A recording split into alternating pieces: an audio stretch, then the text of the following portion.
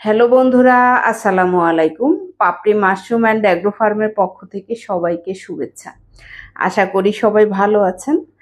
একজন শ্রদ্ধেয় আপু জানতে চেয়েছেন, আলমারি বা নষ্ট ফ্রিজের ভিতরে কি স্পুন রেখে চাষ করা যাবে?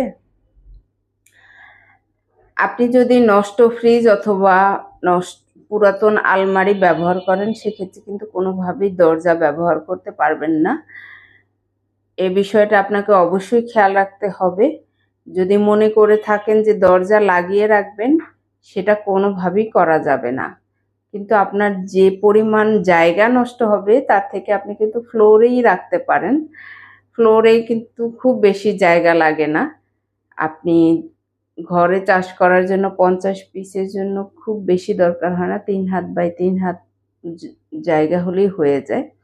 তারপরও যদি আপনার জায়গা থাকে, নষ্ট ফ্রিজ বা পুরাতন আলমারি, সেক্ষেত্রে আপনি দরজা খোলা রেখে পারবেন। আর আলমারির ক্ষেত্রে আপনি অবশ্যই খেয়াল রাখবেন যাতে পানি বেশি আকারে না পড়ে, অর্থাৎ আপনি কোনো পলি বিছিয়ে নেবেন যাতে আপনার দীর্ঘমেয়াদী আপনার আলমারিটা ঠিক থাকে।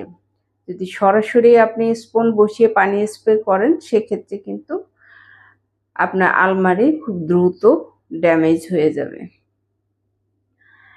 আপনি যদি সেলফের অল্টারনেট হিসেবে ব্যবহার করতে পারেন, দরজা খুলেও ফেলতে পারেন যদি আপনার সেরকম জায়গা থাকে। তবে সহজ সমাধান হয়েছে, আপনি ফ্লোরে রেখেই চাষ করতে পারেন খুব অনায়াসে। যারা ঘরে খাবারের জন্য মাশরুম চাষ করে থাকেন, তারা বারান্দায় বা যে কোনো ছায়াযুক্ত জায়গায় ফ্লোরে রেখেই চাষ করা যায় অনায়াসে। আপনি আলমারি বা নষ্ট ফ্রিজ যে রাখলে আপনার ফ্রিজের যে পরিমাণ জায়গা লাগবে, সেই জায়গাটা কিন্তু বেশ খানিকটা জায়গায় লেগে যায়। আর আপনার একটা ফ্রিজে কয়টা ধরবে? আহামরি ধরবে না। তো আপনি যদি জায়গার চিন্তা করেন, সেক্ষেত্রে কিন্তু আপনার জায়গা নষ্ট হবে আলমারি অথবা ফ্রিজে।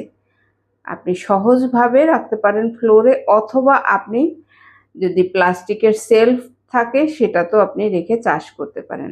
আশা করি ভিডিওটি আপনি নিজে বুঝতে পারবেন, কারণ অনেকেই আছেন ভুল করে থাকেন, ওয়ারড্রোপের উপরেও রেখে মাশরুম চাষ শুরু করেছেন ঘরে খাবারের জন্য।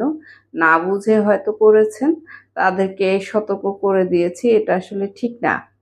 কেন ঠিক না? কারণ আপনি যখন ভালো ওয়ারড্রোপের উপর রেখেছেন, যত্ন করে যারা রাখেন বা চিন্তা করে থাকেন, এটা কোনো সঠিক পদ্ধতি না। আপনার আসবাবপত্র নষ্ট হয়ে যাবে, এটাই স্বাভাবিক। কারণ আপনি যখন পানি দিবেন, তখন পানি স্প্রেটা খুব সতর্কভাবে দিতে হয়। তার থেকে আপনি যখন মাশরুমের জন্য পর্যাপ্ত পানি যতটুকু প্রয়োজন, ততটুকু যদি আপনি না দিতে পারেন, সেক্ষেত্রে আপনার আসবাবপত্র নষ্টের ঝুঁকি থাকে। আশা করি ভিডিওটি দেখে আপনি নিজেও জানতে পারলেন, এবং যারা জানতেন না তারাও জেনে নিতে পারবেন। ভালো থাকুন, সুস্থ থাকুন, এবং নিজ ঘরে ঘরে মাশরুম চাষ করে নিজের পুষ্টির চাহিদা মিটিয়ে তুলুন। ভালো থাকুন। আল্লাহ হাফেজ।